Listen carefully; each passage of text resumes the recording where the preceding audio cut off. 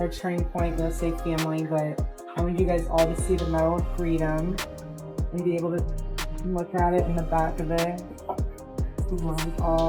You guys are all part of the legacy. So and then on the back, it's the first and last time they'll put across.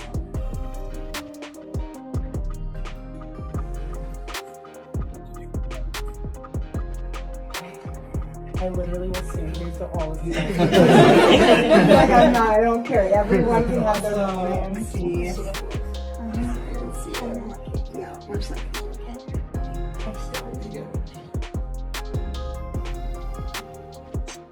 Thank you.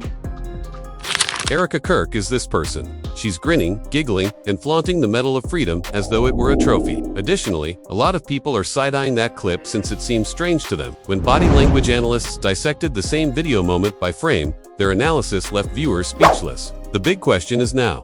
Everyone is still whispering. Does a spouse act like way following a well-publicized loss? Or is there more going on behind the scenes that we aren't aware of? The optics here are outrageous enough to provoke significant discussion. But no one is prescribing how someone should handle shock grief. One well-known figure in young, vocal, and on the front lines of universities, he relentlessly promotes his message. You can't dispute that, he added intensity, whether you agree with him or not. For this reason, many people who have been paying careful attention find the change in tone around this issue particularly odd. Erika made her television debut a few days after his abrupt moving on. Again, no one can define the appropriate way to grieve.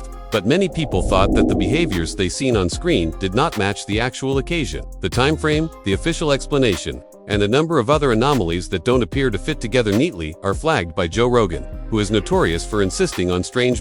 He did not claim to know everything. He claimed that the current buzz is being driven by the puzzle pieces not fitting together. Her motions, facial micro-reactions, and pace were mapped by several body language specialists, and their expert interpretations raised eyebrows without drawing any firm conclusions. However, the trends they pointed out will undo in the end. This isn't about making accusations. It concerns questions that continue to grow in number as more videos appear and more individuals contribute their opinions. Remain alert, since the next approach has the potential to completely change the course of the scrutiny. I don't necessarily think they know what's going on yet. There's a lot of weird shit going on with this. I know. First of all, there was that one guy who was the decoy. All right, so you got this guy who's an older guy who starts yelling out. Didn't he take his pants down? He took his pants down.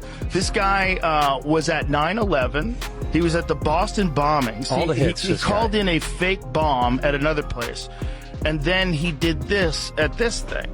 Right after, so somehow or another, this guy has the state of mind that the moment someone gets shot, he yells out and says, I did it, and takes his pants down or something like that. I don't know. And a guy wrote, this guy got what he deserved. No, he didn't. He had open debates. That takes courage. So if you didn't agree with him, you could come and speak. What's wrong? The conversation. Joe Rogan's worries about the way this problem is being handled are being dissected point by point in this video. We possess experts analyze Erika's body language, draw obvious parallels to the way spouses usually react in public, and explain why the internet initially dubbed her the Happy Widow.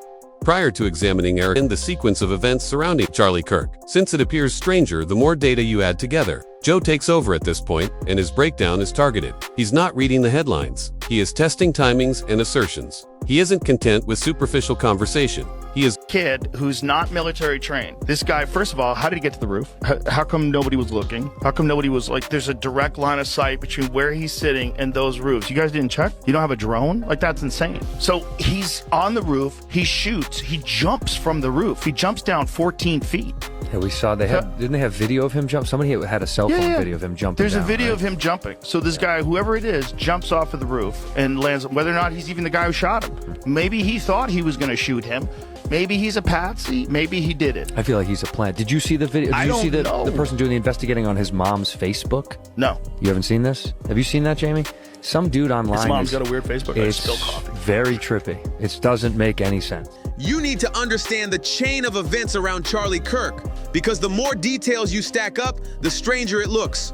This is where Joe steps in, and his breakdown is going into great detail, pointing out holes and areas that defy common logic. When those instances are juxtaposed, the discrepancies become apparent. Now pay attention to what Joe has to say about the suspect angle.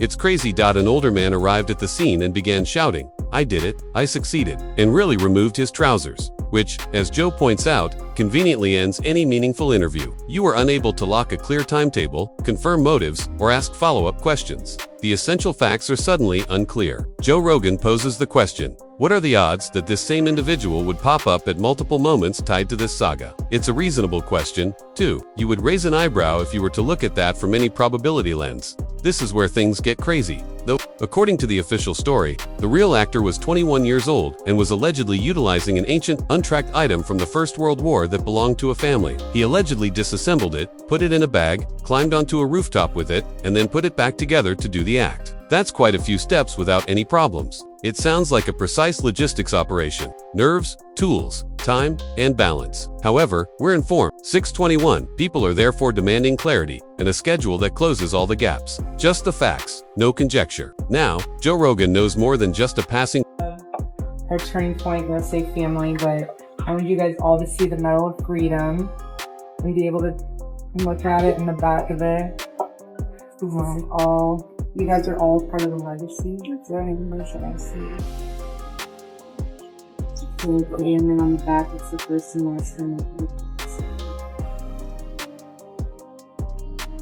Familiarity with guns. He truly knows their mechanics like the back of his hand. He didn't hold back when he dissected the official version of this story. He explained that anyone would want specific tools, precise dimensions, and a great deal of skill to disassemble and rebuild that type of old equipment. It would take hours to do it securely and accurately, even for a skilled professional. Then comes the crucial query. How on earth did this young man enter the rooftop? In the first place, there was no drone coverage, no obvious security, no obstructions to the view. And for some reason, nobody noticed. Joe's response encapsulated the thoughts of half of the internet. This doesn't add up. The entire setup sounds impossible. Like it was written by someone who has never handled real gear before, he said bluntly. He went further, saying, this is exactly how you do it if you wanted to make people stop trusting any investigation. You'd toss in strange random details that don't fit together. A character who acts a confused witness here, a bizarre confession there, some lost evidence in the woods, and suddenly nobody can tell what's real anymore. While everyone was preoccupied with attempting to piece together the notion of what happened, another story began to gain traction that had nothing to do with the timings or practicalities. It starts feeling like intentional confusion instead of coincidence.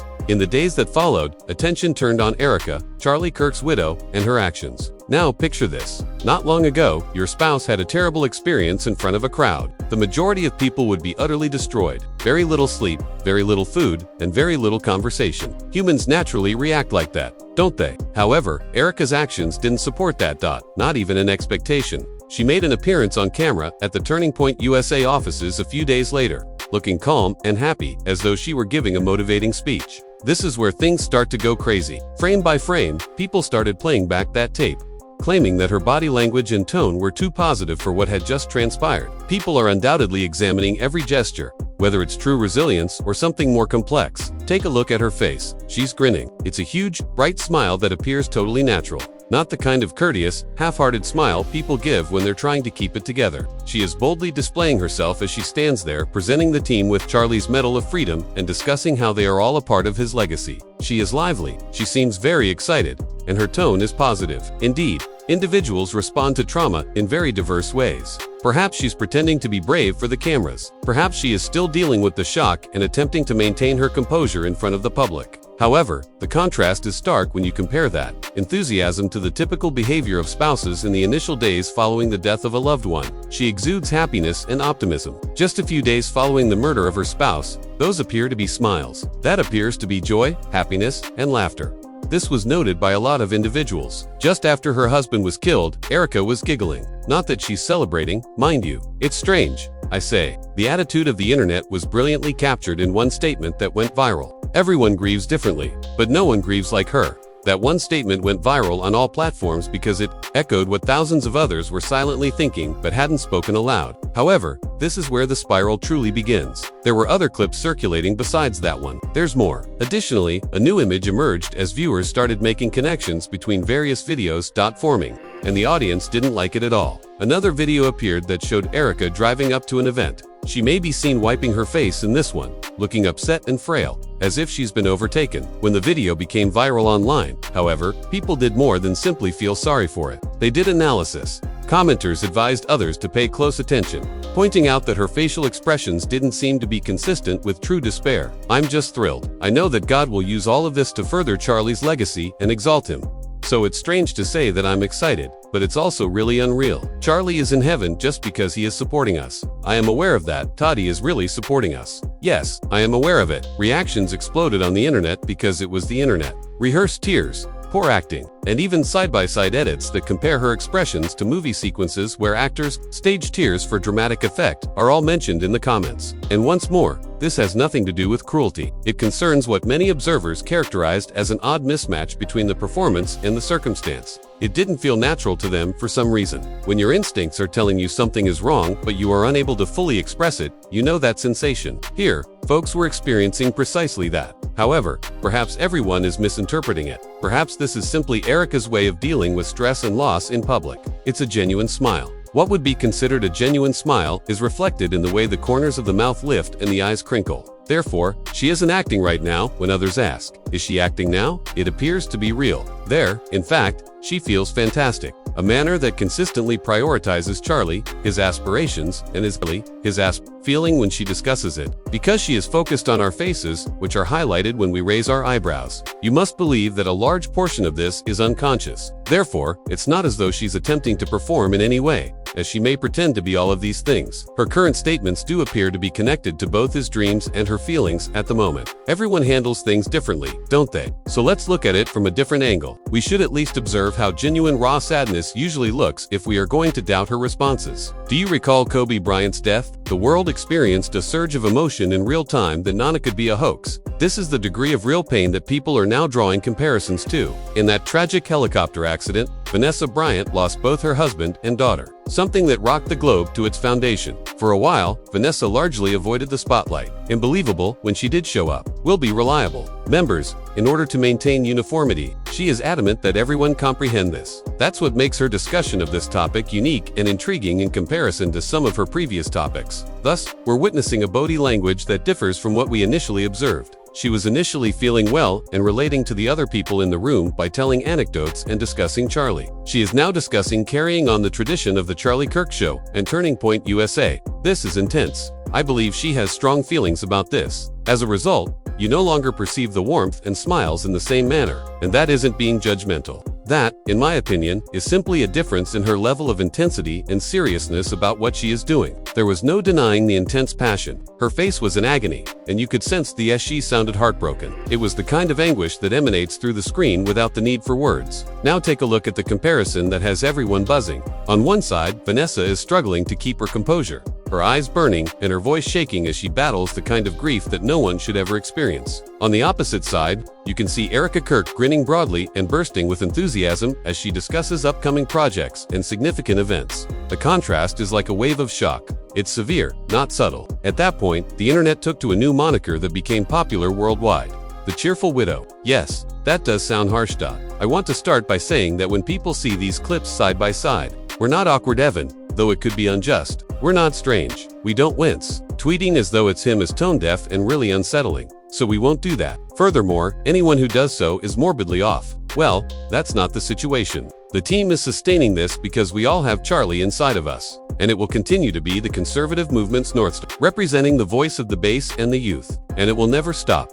Okay, as we discussed before, incongruity can refer to situations in which something is consistent with but it can also refer to situations in which inconsistency between a person's words and actions. And those who are highly sympathetic are particularly sensitive to that kind of discrepancy. They detect it almost instantly. This is the reason I think some individuals didn't like the moment we just looked at, and a few others like it. The emotional tone was so unusual that they couldn't ignore it. Viewers felt uneasy because it seemed like something wasn't quite right. Let's be honest. Now, there is no manual for grieving. Each person responds to it differently. Despite the discomfort, some people become quiet, busy, or grin. What's remarkable, though, isn't just that Erika's answer it was that it appeared to be entirely unaffected by melancholy. Days after a significant personal loss, people perceived optimism, confidence, and excitement about the future instead of a sense of sadness. And that's exactly what sparked the online uproar. The audience wasn't only perplexed. Since it wasn't about evaluating her grievances, they were perplexed. It was about questioning whether she was indeed mourning. Then, the unexpected turn of events occurred. After Charlie's death, someone had to take over and lead Turning Point USA, and that someone was simply Erika. I'll just say it, Erika Kirk's actions are disturbing since they don't accurately reflect her anguish. Performance is being conveyed. There is an uncanny valley. For example, this woman's body language and tears were timed to the music as she stepped out on stage to pyrotechnics. She then delivers a speech that seems less like an expression of genuine sadness and more like a work of performance art. Furthermore, there isn't a single tear running down that woman's face when you look at it. Every last smear of makeup is in its proper place. She's not actually crying, but she's giving the impression that she is. Therefore, the entire situation is unnerving, as underscore taking over your deceased partner's for most people, organization is typically burdensome, emotional, and possibly even overpowering. However, Erika's acceptance of it showed a very different energy, level-focused, cheerful, and almost joyous. She appeared to be prepared to turn the page before anyone else had completed the chapter. Take a moment to listen to her tone. There is no doubt in her voice when she discusses hosting the presentation and keeping Charlie's efforts going. She sounds cheerful rather than reticent. She then states unequivocally, "I'm excited. I'm eager." To use a headline-style repetition, she acknowledges that saying excited is strange. And yes, stepping in due to an unexpected personal loss seems strange to a lot of viewers. She then switches to talking about momentum. How fortunate they are to have more projects than they could ever imagine and incredible things in the works. Her tone remains upbeat throughout, almost as if she's announcing a new rollout rather than talking about a difficult time related to her family's loss. People were replaying the video because of the contrast. TikTok quickly jumped on it. The moments were stitched together, and her tone, word choice, and constant smile were highlighted. It was a straightforward crowdsourcing read. This does not appear to be grieving. This appears to be promotional energy. Although it provides a strong initial impression, it is not a verdict. And when the timing is this delicate, first impressions are permanent on the internet. The story didn't end there. Erika states in another film that she intends to continue using Charlie's social media accounts, preserve his voice, continue blogging on his behalf. That seems like an homage on paper, carrying on a purpose that the audience was familiar with. However, a lot of commenters raised a valid query. Does posting as him feel strange given how recent the timeline is, or is it actually honoring the legacy? The etiquette was discussed. Is continuing to tweet in his name polite, or is that tone deaf? The bouncing became noisy. However, supposition and views are not proof. Credible analysis is important in this situation because, if you know what to look for, nonverbal cues can provide context. Here comes Dr. G, who is known for his expert body language readings. In order to map microsignals, eye activity, smile, symmetry, breath control, cadence, and gesture timing, she viewed hours of Erika's video and dissected each frame. Although she did not draw any conclusions from her research, she did point out recurring decisions that helped to explain why many viewers thought the emotional tone wasn't appropriate for the scene. Initially, Dr. G noticed a phenomenon known as a Dutchan smile. You can't imitate that genuine, unadulterated smile that illuminates your entire face rather than just your lips. Your expression naturally relaxes, your cheeks lift, and your eyes wrinkle at the corners. This is the type of response that only happens when someone is genuinely experiencing joy on a deep level. This is where the twist lies. Dr. G claims that as Erika was discussing Charlie's aspirations and her intentions to take over his job, she noticed that precise smile on her face. Take a moment to consider that. She's showing signs of true happiness just days after losing her husband. A genuine smile that comes directly from the eyes, not one that is forced. That's the section that confused folks since it doesn't match the emotional cadence of new bereavement. Dr. G asserts that the physiology is truthful. In that instance, Erika's emotional cues revealed confidence and optimism rather than sadness or distress. And that led to a more in-depth internet discussion. Was she compartmentalizing in a way that most people can't comprehend? Or was she just happy to continue his legacy? It's odd. Nonetheless, Erika's entire demeanor changed when she started discussing the show's future and the importance of consistency, timeliness, and structure. Her tone intensified, her hand gestures became more precise. Her eyes squinted, and she leaned in the direction of the camera. Her eyes squinted, and she leaned in the direction. According to Dr. G, this indicated complete attention and resolve. Someone who is not fumbling through shock and is serious about the task. She wasn't merely promising to carry on Charlie's efforts, it belonged to her. And once more, that is noteworthy since, days later, the majority of spouses in that role would still be dealing with loss, rather than creating business plans or displaying leadership abilities. People are both captivated and uncomfortable by the contrast between management and sorrow. Dr. G's conclusion confirmed the suspicions of many people on the internet. Erika's responses did not fit the typical early grief patterns. They demonstrated poise, drive, and even contentment, characteristics that, although not incorrect, just don't live up to public expectations following such a significant event. This is when things take a different turn, though the identical clips were reviewed by a second body language expert whose interpretation raised the bar. They focused on a single segment of the video when Erika discussed using Charlie's social media accounts, going forward and writing messages in his place to maintain his online presence. According to the expert, the timing of that occasion was glaringly incorrect and emotionally distant. Pretending to post as someone who has passed away may be disconcerting for most people, they noted, almost like refusing to let reality set in.